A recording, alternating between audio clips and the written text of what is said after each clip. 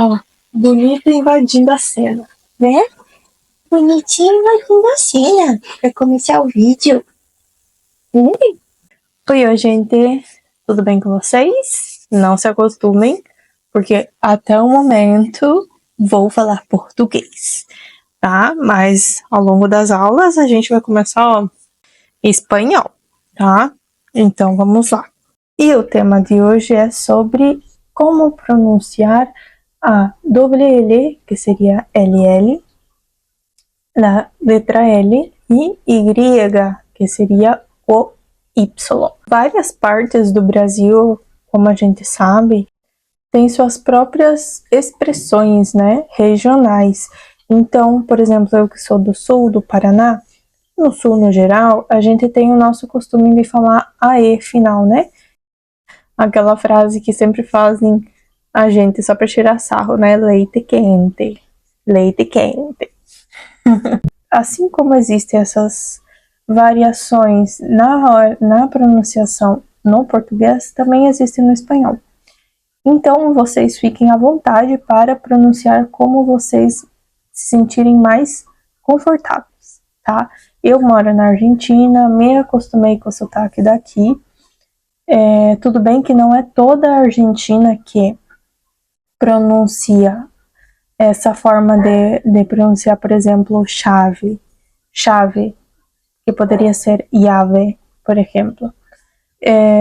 Eu pronuncio chave como se fosse uma C, né? CH, a doble L.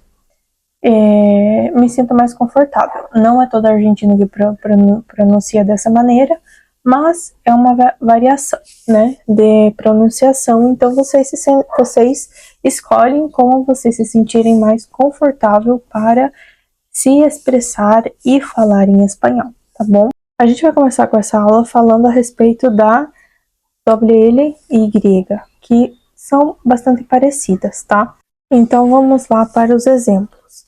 Necesito una llave para abrir la puerta, ou chave, também vocês podem estar pronunciando. No hay nadie en la calle a esta hora, ou no hay nadie en la calle a esta hora. Nadie, vocês anotem aí, tá? Porque é um erro muito comum.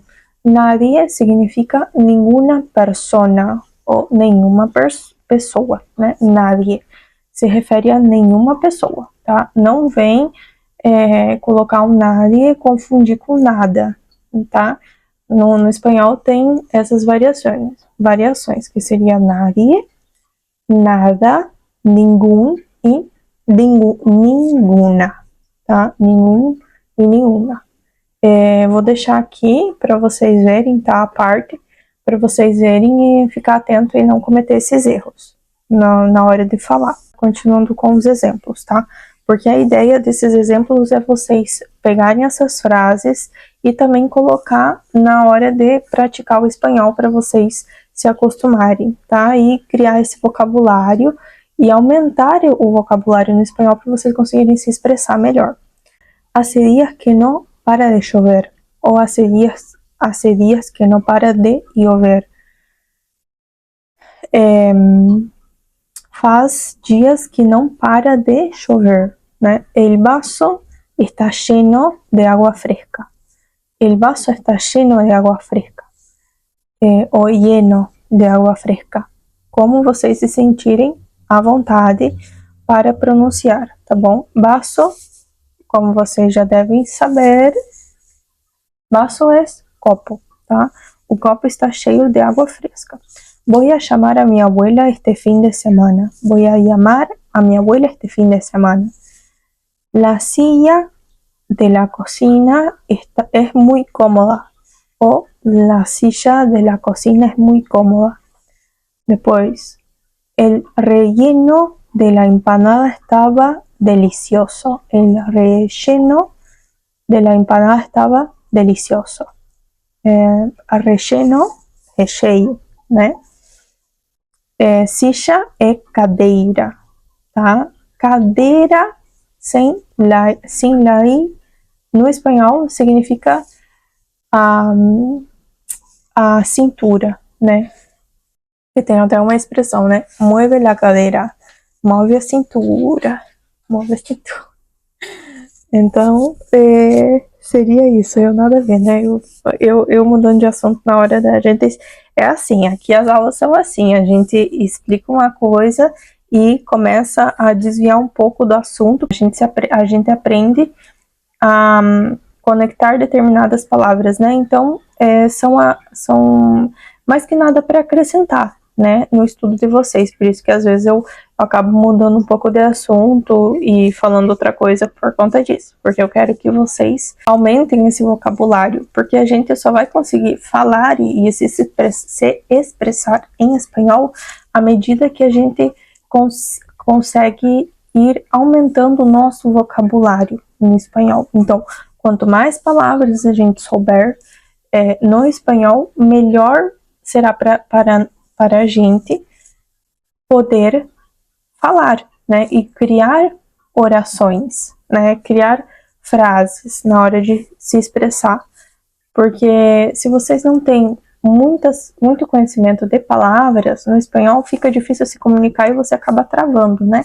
Na hora de querer falar alguma coisa, mas você não sabe como que diz aquela determinada coisa no espanhol, aí você fica fazendo mímica, né? Aí você começa a fazer mímica ou mete um português ali para saber.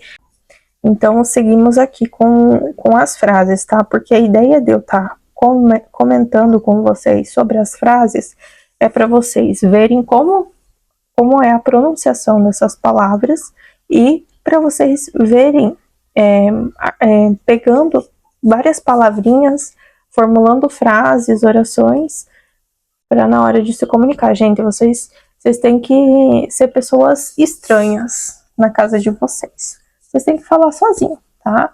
Ou com um amigo que também está aprendendo espanhol ou que fala espanhol, mas pratiquem. Vocês que estão morando fora já, né? Não no Brasil, que estão morando em um país que fala espanhol, que ou chegaram recentemente, ou que já vivem alguns meses, ou que quer aprimorar, isso é sempre bom.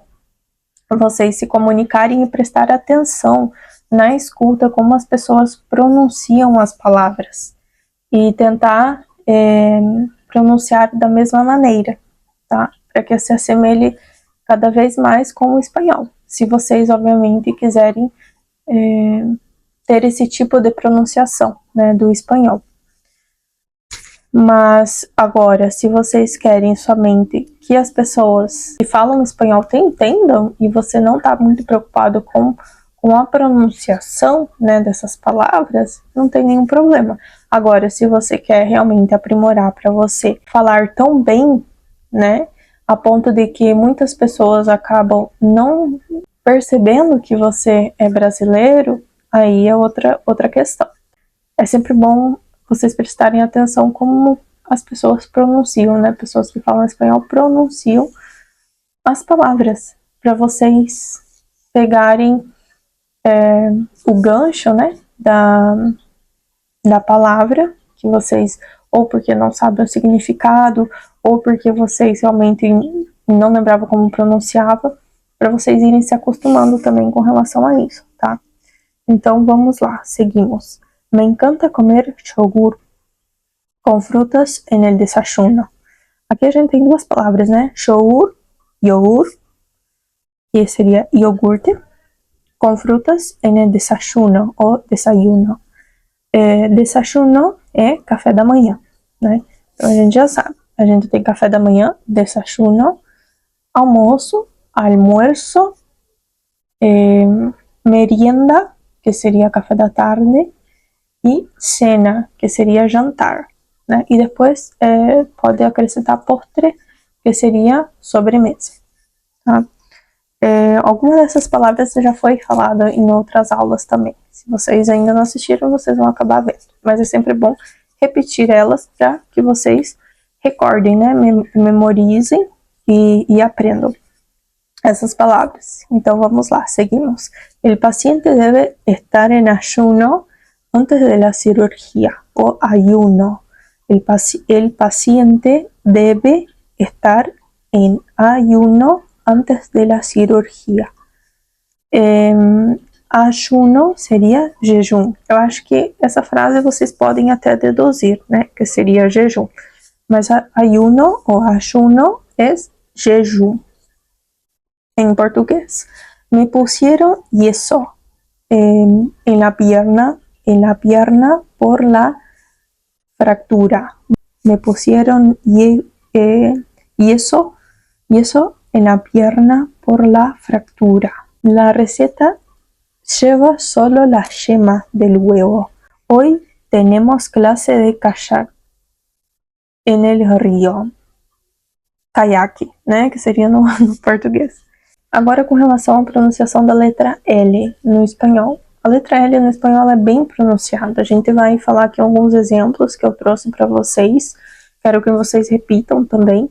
Mas ela é diferente do português, porque no português a gente tem aquele vício de pronunciar L como se fosse a U, né? Então, tratem de no espanhol perder esse vício de falar o L como se fosse a letra U, tá? No espanhol ela é bem clara e bem pronunciada. Então vamos lá. El perro es muy fiel a su dueño. Por exemplo, fiel é uma palavra que escreve igual no português, só que a pronunciação é diferente. No português a gente pronunciaria fiel, com aquele U no final, né?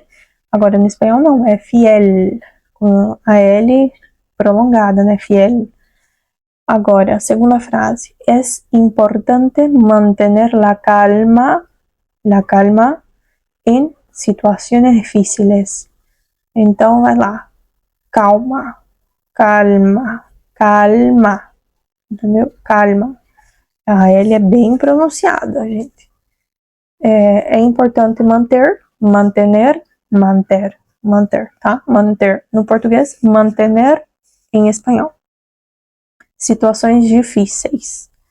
Difíceis no espanhol e difíceis no português, né?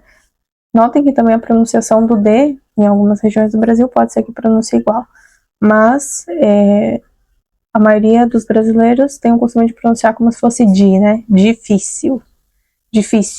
Nossa. Difícil. Agora, no espanhol é difíciles. Difíciles. Tá? Terceira frase. No olvides agregar una pizca de sal a la sopa. Olvides é de olvidar. Verbo olvidar. Bem brasileirado. Olvidar, tá? Olvides. Então, se pronuncia bem forte. Gente, eu quero que vocês percebam isso, entendeu? Que a pronunciação do L, ela é bem alargada. Ela não é como se fosse a U, né? Mas então, vamos lá. Essa palavra significa não se esqueça de agregar, que seria acrescentar uma pitada, né? Pisca de sal, uma pitada de sal na sopa. Lembrem, sal no espanhol é la sal, tá? É feminina, é uma palavra feminina, diferente do português que é o sal, né? No espanhol é la sal e em português é o sal, tá? Então não digam el sal, é la sal, é feminino. Dicen que la música alimenta el alma. Então, de novo, essa não tem uma palavra diferente do português, né? Dicen que la música alimenta el alma. Dizem que a música alimenta a alma, né? Então, aqui temos masculina. Alma, em espanhol, é uma palavra masculina. El alma. Não la alma, não. É el alma. El equilibrio entre la vida personal y laboral es esencial para la salud mental. Aqui a gente tem várias palavras, né, que terminam com L. Então, a gente tem personal, que é vida pessoal, laboral, que vem de labor, que seria de trabalhar, essencial, o mesmo que em português, essencial, e saúde mental, Bom, gente, essa foi a aula de hoje. Eu espero que vocês tenham gostado e a gente se vê na próxima.